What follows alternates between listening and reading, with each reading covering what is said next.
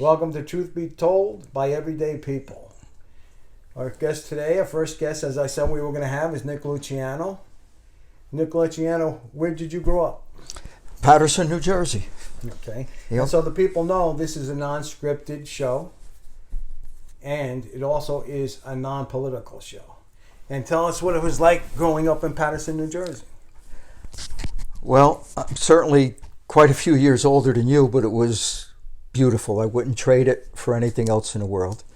I can't think of any city at that time, growing up in the 50s as a teenager, that I would rather be living. Paterson had everything. From motor car racing, football, baseball. I recall at one time we probably had 7 or 8 movie theaters just within 3 or 4 blocks. But let's put it this way. Whatever your interest is, whatever your hobby is, if Paterson didn't have it, it didn't exist. But I was mostly interested in baseball and football at the time. Baseball and football? Yeah. Did you think of going on to college or anything? Were you that good at football or baseball? I was good enough in baseball to get a minor league tryout, okay. But college and I weren't in the future. I wasn't. School was not my big thing. I did enough to pass. Good enough to pass. Not because I couldn't. I just didn't like school. Okay, so you didn't go on to play baseball. You didn't like school. Mm-hmm. Where did you go from there? Well, my interest became being a police officer. Okay. Yeah. I didn't finish high school, but I later went on to, you want to go on a police department, you needed a high school diploma, so I eventually went back to get my GED test. And then once I was on a police department, I did get my college degree. Okay. But my ambition from the time I guess I knew was, from the time I was in grammar school, was to be a police officer. Okay. Yeah. And I got one question for you. Okay. Sure. You told me a little story. I've always found it amusing. Mm-hmm. You want to tell our viewers? You know which one I'm talking about? About the... in a doctor's office? Yeah, the doctor's office. Well, when you're not... The procedure was on the police department. When you're sick, you have to get examined by the city doctor, okay? And I walked into the doctor's office this particular day, and we're in the examining room, and the door was open, oddly enough, and you could look through the waiting room, and you could look right out the street. And I'm looking out in the street, and this big limo pulls up, and these 2 guys get out all shirt and tie and suits, and they open the door, and I recognize the guy as from the neighborhood where I grew up in the Riverside section of Paterson. And I never had any contact with him, but as a young boy, I played baseball with his son, and he used to come to the baseball games. And by the way, his son was an excellent ball player. And I recognized him as Mafia. And he walks in, and obviously he's not going to sit in the waiting room and wait. So the doctor looks at him and looks and sees him coming, and he says to me, "You have to leave. Get out, get out, get out. He's come." I won't mention his name. "He's coming in. You got to get out." I said, "I ain't leaving." Right. So you're a cop. He wants you to get out for the bad guy. Yeah. But the doctor didn't know that I knew him. And he's, "What do you mean you can't leave? You got to get out. Well, I don't want no commotion." I said, "The hell with him. Let him wait." So he comes in, and once the doctor realized that we knew each other from the same neighborhood, or I should correct myself, he knew me, but I really didn't know him from watching me play ball and from the neighborhood. And it was just funny to see that the doctor was a nervous wreck that, you got to go. You know who it is, you got to go. And I said, "No, I ain't leaving, But the odd thing about that story is here he is. He's a big time crime family, head of crime family, and it was almost like The Godfather. It's funny when you hear him talk. He talked very soft, like the Godfather in the movie. He almost had to lean over to hear what he was saying. And I never forgot this. All these years later, he said to me, he says, I guess he said this because he's Italian and I'm Italian. He says, I've been watching. He says, we're very proud of you. He says, you come from a good family. Your dad, your mom are hard workers. He said, don't ever do anything to disgrace the family or the neighborhood. He says, you're Italian. He says, you do what you have to do and don't get in any trouble and do it. I don't care who it is. He says, we're very proud of you. He says, because there weren't too many people at that time, and from my neighborhood anyway, that were police officers. He says, you do your job. And it's funny, several years later, you try to understand how their mind works, and sometimes you can't, because one side of them is the bad side of them, and the other side of them is they got all that pride that you're one of them and you're doing well. And unfortunately, a few years later, when I was in a detective bureau, I had to arrest his son. And, it was nothing, no murder or nothing like that. The kid wasn't involved in a mafia or anything like that. Okay. He just strayed a little bit, okay? So bail was set, so I called the father. Okay. The same, that guy I'm talking about from years in that conversation in the doctor's office. And he said to me, I told him, I said, Louis here. And he said, what's the problem? So I told him. He said, you do your job and do what you have to do. Don't give him any special favors. Don't get in any trouble for him. He says, lock his ass up. Good. He said, and I will be, I thank you for the phone call. He said, for telling me about my son. He says, but put him in jail and I will come and bail him out. He said, but you do everything by the book, do everything nice and legal. And I never forgot that.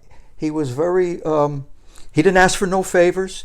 He was true to his word, what he said years before when I was young right. And in uniform. So I thought that was kind of fascinating. Now, is he the only La Cosa Nostra guy you had met up with? No, I've met up with a couple of others, but he can't lick. Sorry, guys. I have my dogs on set, and the one likes to lick, and he'll get sick after a little while from that. My dogs go where I go, and you guys have seen it.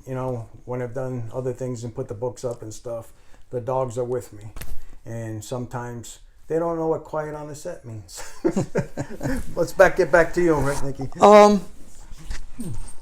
Just in passing, but I maybe it's the luck of the draw. I never had to investigate any of them, so I wasn't really. No, I've investigated homicides, burglaries, robberies, rapes, but I've never really had any contact with any. Never had to arrest anybody in a mob. Never had to investigate it, anything like that. What about? Were you involved in any way with Kuklinski, the Iceman? No, I know he did. They say he was around Patterson. Yeah, he was. He was from around Patterson a lot. No, I escaped that too. That's quite a case. Yeah. The Iceman. The Iceman cometh. Yeah, the Iceman cometh, and he sure did, boy. The guy was a cold-blooded killer. Yeah. Cold-blooded killer, and then go home at the end of the day to his family and his children like that. I actually read that guy was so strong when he moved up to, I can't remember the town up there, up to another spot in Bergen County, Bergenfield, I think it was. Yeah. 7 people it took to bring this table in, and he got into an argument with his wife and picked that table up and threw it into the wall by himself.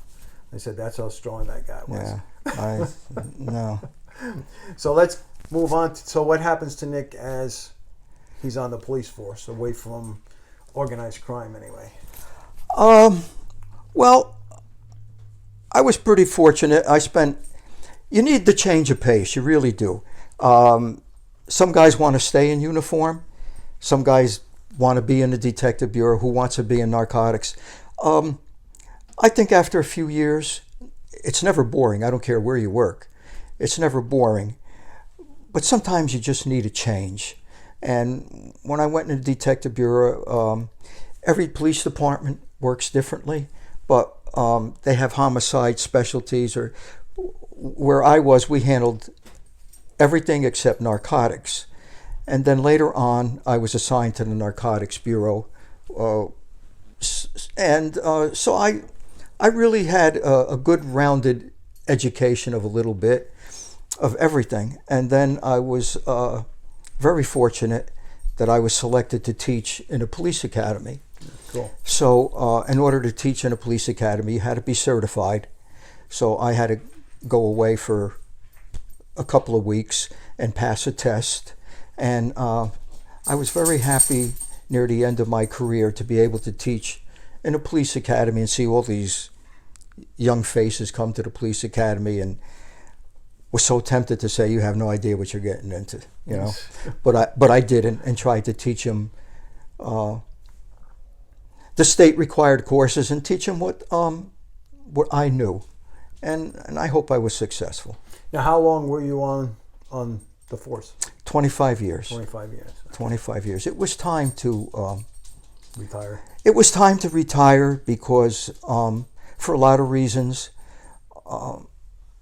I would say the main reason was just like it is today: too much political interference, and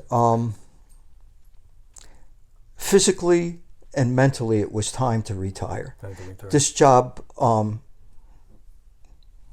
changes you. Okay. It changes you. You never leave the way you went in. You can give me the most mild-mannered person, and you're not going to leave the same. And by that, I've seen police officers turn to alcohol because of the things that they see. A few, not many, turn to drugs. Marriages are broken. This is not a job for somebody that's married, okay? Your whole attitude changes. I'm fortunate. I never did any of those things. I always was athletic and tried to stay in shape. But to be honest with you,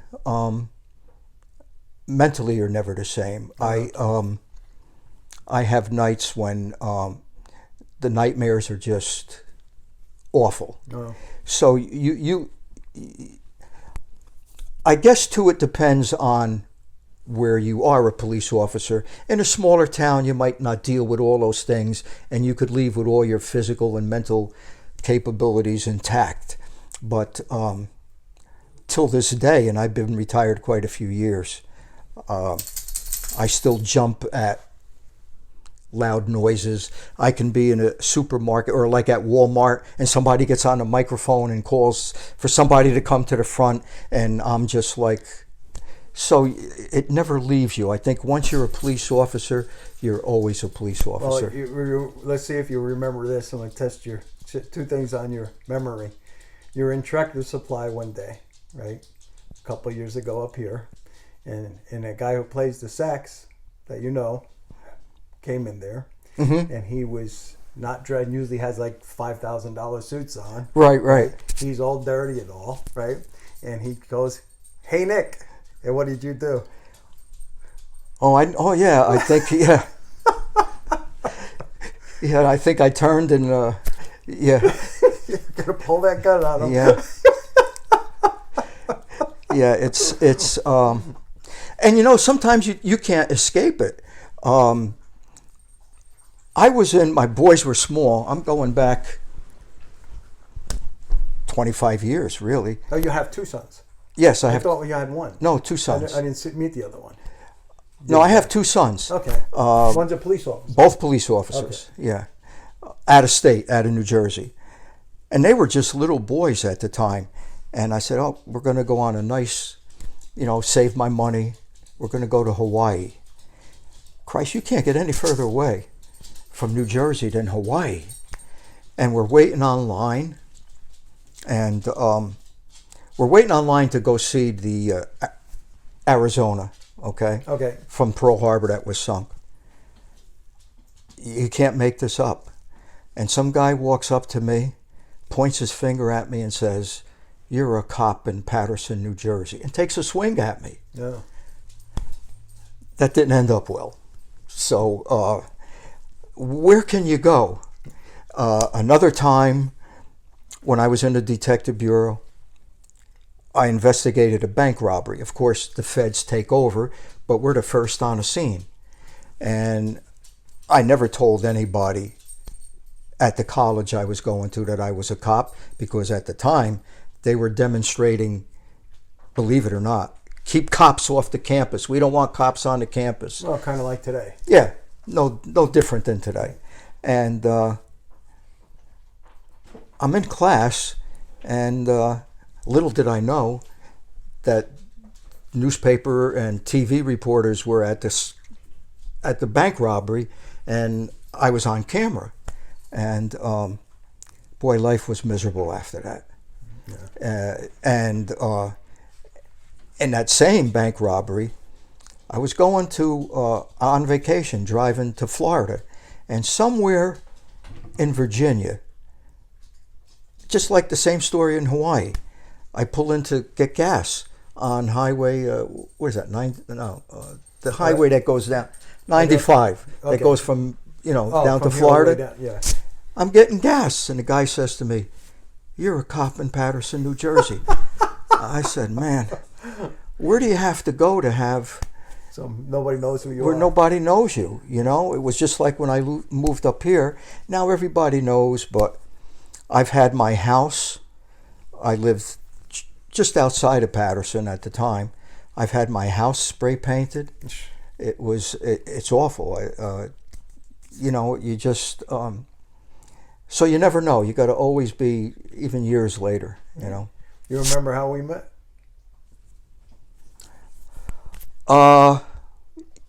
Yeah, at the gym, right? At the gym. Yeah, you had on yeah. Bill Super Wallace shirt. I remember. Yeah. Said, Bill? I met him once. He's crazy. That's a crazy. Yeah, that was at a seminar. We happened to be at the seminar. Yeah. But I didn't. I'd seen you in the gym. I said, "Were you there?" Yeah. And then, we've been friends ever sinst. Yeah, we worked out a few times. Right? Yeah, we worked out a few times. And you threatened to shoot me once. You could tell the people why you wanted to shoot me. Oh yeah. Well, we are. I'm a black belt. He's a black belt, but our styles are different. What we learned, and we were practicing one time, and my leg, right? Yeah. And let me show you how I do this. It's all touch and this and that. Man, I couldn't walk for 2 days. It was, it was just like you did a hell of a job. I cursed you for a couple of days anyway. Well, I'll put it this way, had Nick go to hit me, and I caught his arm and hit him across. Right. Well, normally I would restore the energy, but we started talking about something else, and I didn't. Okay, so said to my wife a number of times, "Have you heard from Nick?" And she said, "No." I said, "I thought he was supposed to work out with me." And finally, you answered the phone, and you said, "I'm going to shoot you." And I said, "Okay, why?" He goes, "I can't walk. My leg is swollen up, and no one can help me." And I says, "Nick, I can help you. I'll come over to your house." Right, I remember I'm this. I'm going to hit the leg and fix it. And I said, "Stay the hell away from me." So I said, "Either you're going to do it or I'm going to do it." And Nick said, "What?" "Stay the hell away from me. You did enough." So I explained to Nick what he needed to do, and he restored the leg. Yeah, but I never got a chance to do any of my on you. How come? That was all one-sided? Well, I was teaching you that. Yeah, I was too paralyzed after that, I think. And what was your style? I have a black belt in Aikido and Tang Soo Do. Right. Yeah. There we were, actually I was showing you the difference on how it would have been done in China or Right. Okinawa. Right. And, Yeah. Thanks for that. So that was a little Right. interesting. Right. But you've done some seminars and stuff, right? Oh yeah. Yeah. Yeah. I enjoy it. Unfortunately,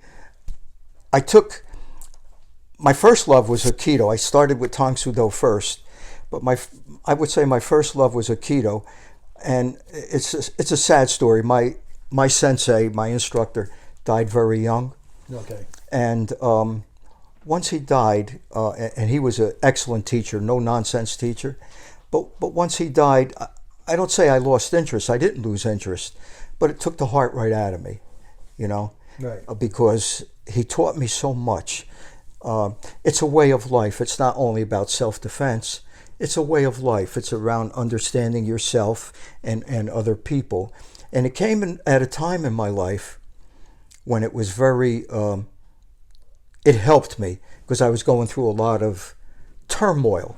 And I found that my instructor in Aikido really helped me face different personal problems at the time.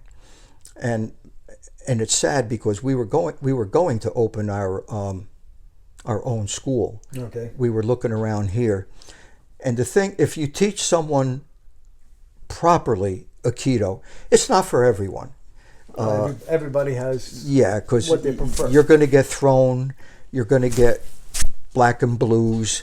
So at the peak, we probably never had more than 50 students. And some of them won't stay, and some of them will stick around, and some of them won't. Right. But I think of him quite often. He taught me a lot about life. He taught me a lot. What would you consider the difference between him and Vince when Vince was alive?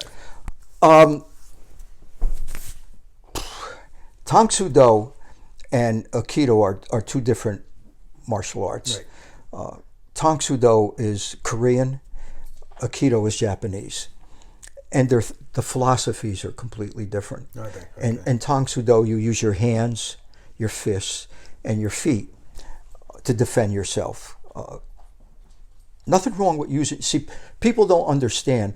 Our legs are very powerful. Right. Okay, when you defend yourself and you know how to kick, your legs are more powerful than your arms, and they're longer, so you can keep someone at bay. Well, like I used to tell people, I used to squat 1,750 pounds. Right. I could never bench 1,750 pounds. Correct. So that's how much a difference in strength your legs are to your arms. Right.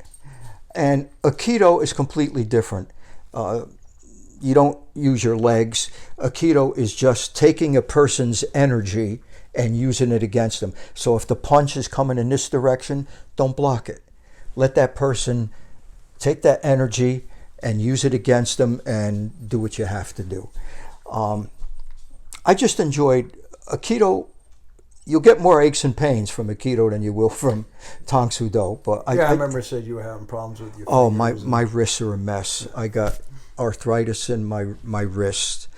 Sometimes I can't even hold a cup or a glass in my hand. I'm loaded with arthritis. I'm sure I'm having surgery in a couple of weeks. It's all surgery on your hands? My knee, my left knee. This knee's been done 3 times. Really? Yeah. And that's all from? No. Actually, a lot of my injuries were from the police department. Okay. This knee's been operated on twice, job related. I don't know where to begin. I've had all job related from the police department. My collarbone has been broken. I've been stabbed. Okay. I've been shot at. Fortunately, I'm still here. There was an incident where I was looking for a guy, and I was in his house. I knew he was in the house. You make one mistake, you might not live to tell it. And I couldn't find him. And I knew he was in the house. And I remember opening up the closet door. I didn't see him. Oh, wow. And I closed the closet door, and I continued looking through the house.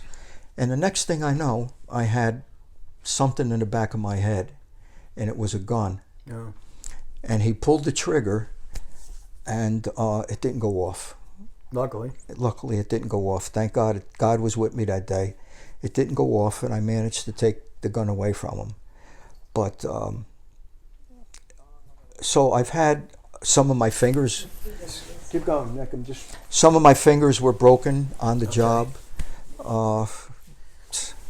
It's you know, but I would say a lot of the injuries were due to sports. Football, baseball. Football. So between football, baseball, the police department, it's right. it's caught up with me. Yep. It's caught up with me. Sooner or later. What's you know. Still saying? What you do when you're younger, you pay for it when you're older, right? Yeah. My back. I've been. I went for an MRI last week. Now I got to go for a CAT scan. And it's just. There's no end. It catches up with you. I remember you telling me, and I know I asked you why the guy was doing it. You said your time in Patterson, you probably gave out one ticket, right? Because this guy was driving on the sidewalk. You remember you said he was speeding down the sidewalk, and you went after him. Do you remember what was this guy's hurry that he had to need to speed down the sidewalk?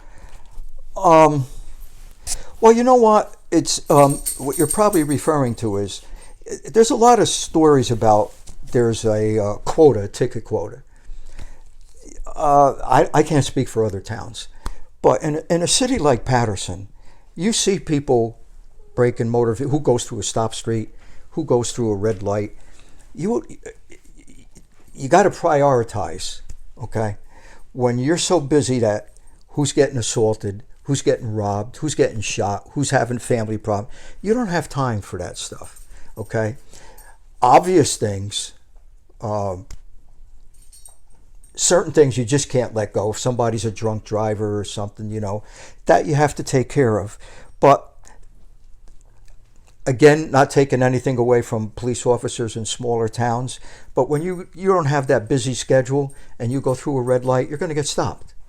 And I have to, you might have to refresh. I don't remember that incident too much. You told me you had to chase this guy because he was actually riding on the sidewalk. He said you were going somewhere else and the guy was riding on the sidewalk, so you had to throw your lights on and go after the guy. Where you normally said I wouldn't even bothered if the guy was speeding, but he's speeding on the sidewalk. On the sidewalk. No, I don't. There were men, and 25 years were. So you'll have to excuse me if I don't remember that one. Don't worry about it. My mind doesn't remember everything either. Some things you like to forget. I wish I could forget some things. All right, so yes. Okay, we're getting a little info for someone who knows you on the side. I don't know if I could tell that story. No, I don't think I can't. Roy Rogers? No. Come on, Nick. Come on. I don't think. People want to hear it. The people want to hear it. No, I don't think I can tell that story. No. You can cut some of the bad parts out.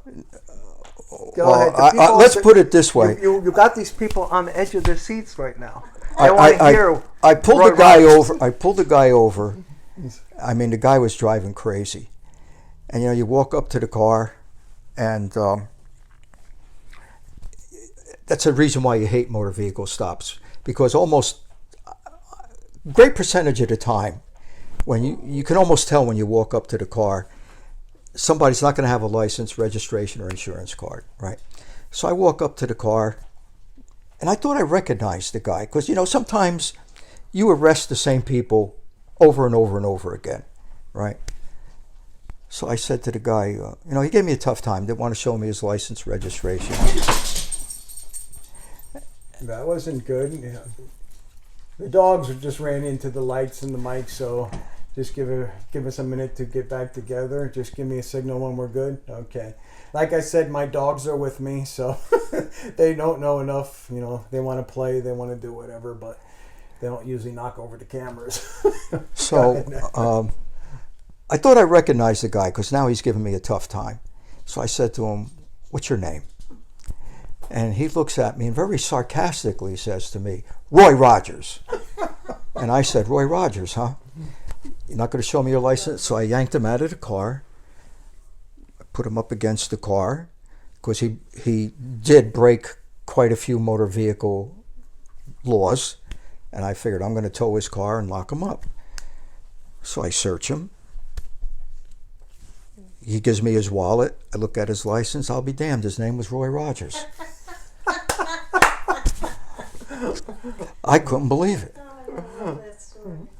You can't make it up. Well, that's nothing bad in that story. Why would No, there's parts I'm leaving out. But his name was Roy Rogers. But I will tell you a funny one. There are some things that you want to forget. But this is right downtown Patterson on Market Street. And as I said, you really don't want to bother too much with motor vehicle, because this particular night it was very busy.